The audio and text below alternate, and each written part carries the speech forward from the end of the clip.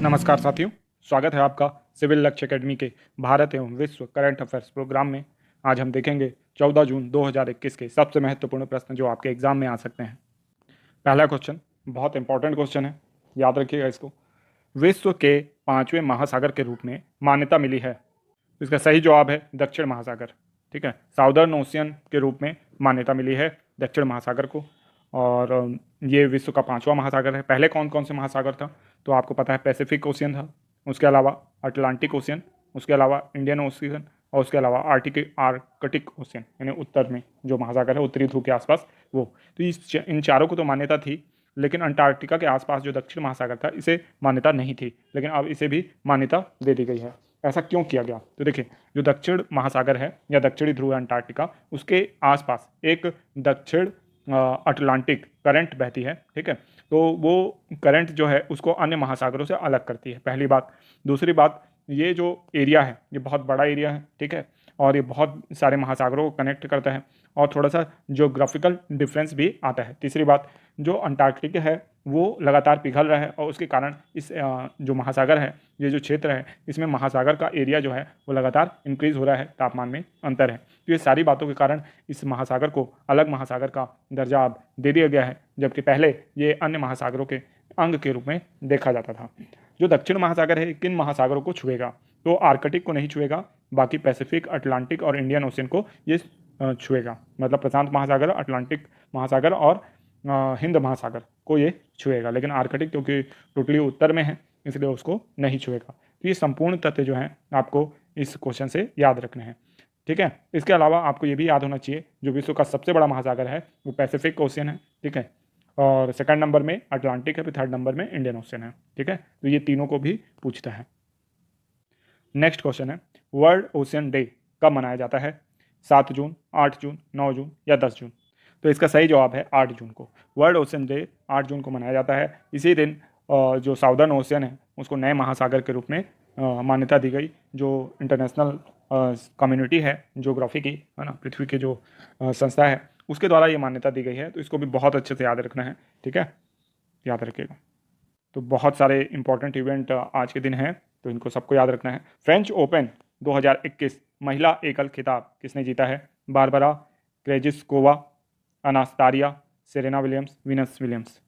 तो इसका सही जवाब है बारबरा क्रेजिस्कोवा। ठीक है, तो बारबरा क्रेजिस्कोवा की आपने तस्वीर हमारे स्टार्टिंग में वीडियो के जो बैनर था उसमें आपने देखा होगा। ठीक है, तो जो महिला ट्रॉफी के साथ हैं वो बारबरा क्रेजिस्कोवा हैं। ठीक है, ये चेक रिपब्लिक की हैं और इन्होंने हराया किसे? इन्होंने अनास्तारिया को हराया जो कि रूस की है और ये रनर बनी है फ्रेंच ओपन 2021 में। ठीक है, तो बारबरा क्रेजिस्कोवा ये नाम आप याद रख लीजिए, ये एग्जाम में आपको जरूर मिलेगा। ठीक है, चेक रिपब्लिक की हैं, ये भी याद रखिएगा। खिलाड़ी के देश का नाम भी पूछा जाता है कई बार एग्जाम में। ठीक है, तो इसको भी आपको याद रखना है। नेक्स्ट क्वेश्चन है, फ्रेंच ओपन 2021 पुरुष एकल का खिताब किसने जीता है? Rafael Nadal, Roger Federer, Novak जोकोविच या इनमें से कोई नहीं? तो इसका सही जवाब है नोवाक जोकोविच। ठीक है, तो नोवाक जोकोविच ने फ्रेंच ओपन जीता है। फ्रेंच ओपन में इनका दूसरा खिताब है, जबकि चारों ग्रैंड स्लैम जीतने वाले, 52 सालों में चारों ग्रैंड स्लैम जीतने वाले ये खिलाड़ी बन गए हैं। ठीक है, तो इसको भी आपको, इस तथ्य को भी आपको याद रखना है। ठीक है, आपको ये बताना है कि नोवाक जोकोविच का संबंध किस देश से है। इनका नाम हम बार बार पढ़ते रहते हैं, विभिन्न वीडियोज़ में हमने इनका नाम पढ़ा है और ये देखा है कि किस देश के हैं। ठीक है, तो आप बताइए कि नोवाक जोकोविच, रोजर फेडरर और राफेल नडाल ये तीनों महान टेनिस खिलाड़ी किस देश को बिलोंग करते हैं? ठीक है, नेक्स्ट क्वेश्चन है, निम्नलिखित में से भारतीय मूल की किस पत्रकार को पुलित्जर पुरस्कार दिया गया है या पत्रकार ने पुलित्जर पुरस्कार जीता है? मेघा राजगोपालन, नीता अंबानी, सिमी करण, इनमें से कोई नहीं? तो इसका सही जवाब है मेघा राजगोपालन। मेघा राजगोपालन को इंटरनेशनल रिपोर्टिंग के लिए क्या मिला है? पुलित्जर पुरस्कार, जो कि पत्रकारिता के क्षेत्र में मिलता है, ये दिया गया है। ठीक है, और इन्होंने जो चाइना का जो उसके द्वारा जो मानवाधिकारों का हनन किया जाता है उसको बहुत ब्रीफली कवर किया। ठीक है, बहुत अच्छे से कवर किया। ठीक है, तो इसको बताना है, यानी इनका नाम आपको याद रखना है क्योंकि इससे क्वेश्चन आता है पुलित्जर पुरस्कार से। ठीक है, तो आपको याद रखना है पुलित्जर पुरस्कार पत्रकारिता के क्षेत्र में दिया जाता है। मेघा राजगोपालन को भारत से पुरस्कार मिला है। ठीक है, इसके अलावा एक शख्स और हैं जिनको ये पुरस्कार मिला है, उनका नाम है नील बेदी। नील बेदी को स्थानीय रिपोर्टिंग के लिए ये पुरस्कार मिला है, ये भी भारतीय मूल के हैं। इसके अलावा आपको जो सबसे प्रसिद्ध जो पुरस्कार इसमें मिला है डार्नेला फ्रेजियर को। डार्नेला फ्रेजियर का नाम बहुत अच्छे से याद रखिएगा।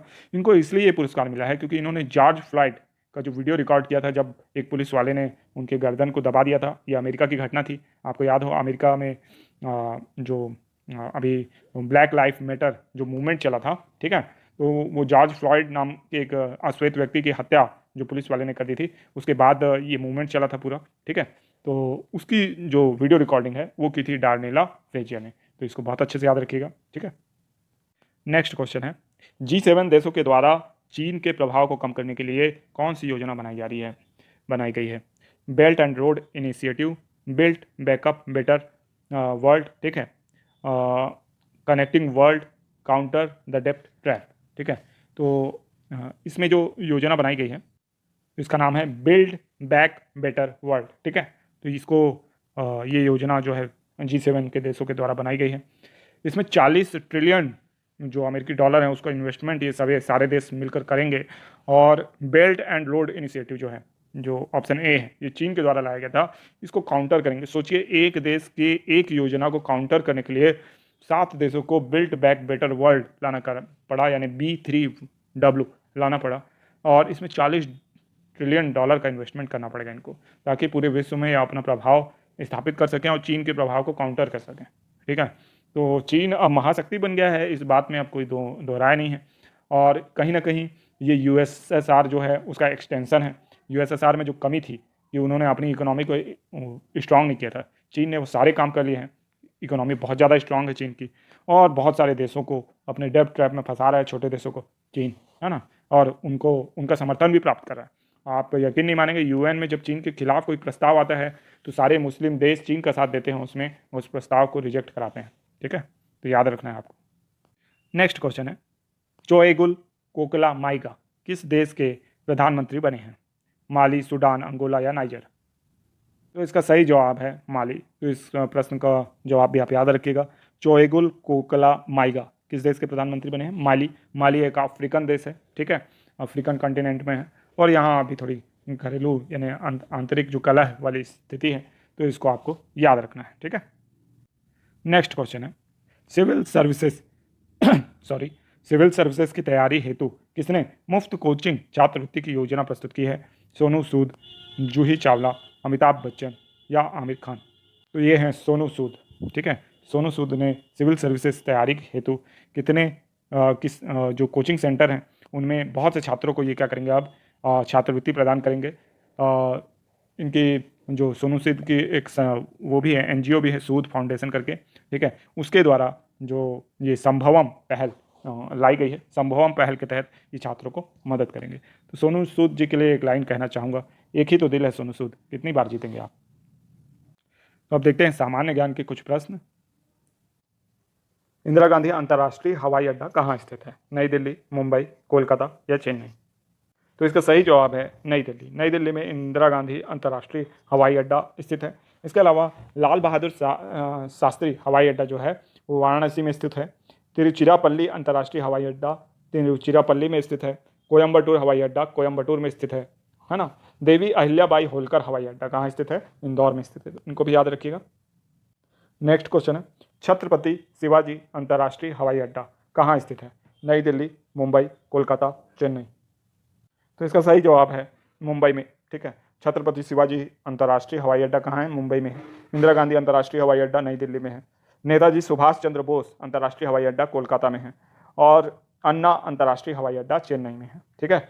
जबकि बाबा साहब अम्बेडकर अंतर्राष्ट्रीय हवाई अड्डा नागपुर में है। और सरदार वल्लभ भाई पटेल अंतर्राष्ट्रीय हवाई अड्डा अहमदाबाद में है। गोपीनाथ बारदौलई अंतर्राष्ट्रीय हवाई अड्डा गुवाहाटी में है। और चौधरी चरण सिंह अंतर्राष्ट्रीय हवाई अड्डा लखनऊ में है, ठीक है। तो ये सारे हवाई अड्डे के नाम आपको याद रखना है, इनसे क्वेश्चन डायरेक्ट पूछे जा सकते हैं। अब चलते हैं रिवीजन प्रश्नों की ओर। तो हम देखेंगे 6 जून के रिवीजन प्रश्न। अगर आपने 6 जून का वीडियो नहीं देखा है तो उसे जरूर देख लें, इसमें सारी बातें डिटेल में बताई गई होंगी। यहाँ हम उसका 60 में उत्तर देखेंगे। इसके अलावा टेलीग्राम ग्रुप भी ज्वाइन कर लें। टेलीग्राम ग्रुप में आपको सारे जो इंपॉर्टेंट न्यूज़ है वो आपको मिलते रहती है, सारी नोटिफिकेशन आपको मिलेंगी, ठीक है। तो जरूर ज्वाइन कर लें टेलीग्राम ग्रुप, उसका लिंक जो है आपको डिस्क्रिप्शन बॉक्स में मिल जाएगा। इसके अलावा टेलीग्राम ग्रुप का नाम है सिविल लक्ष्य एकेडमी, डायरेक्ट भी आप सर्च कर सकते हैं। हाल ही में भारत के कौन से पहलवान डोपिंग टेस्ट फेल होने के कारण ओलंपिक में भाग नहीं ले पाएंगे? तो सुमित मलिक, फेंगयांग 4B किस देश का मौसम उपग्रह है? तो चीन का है। हाल ही में किस भारतीय कंपनी ने 3 ट्रिलियन का मार्केट कैपिटलाइजेशन का रिकॉर्ड बनाया है? तो विप्रो। नेक्स्ट क्वेश्चन है, विश्व पर्यावरण दिवस की थीम क्या है? तो रीइमेजिन, रिक्रिएट, रिस्टोर।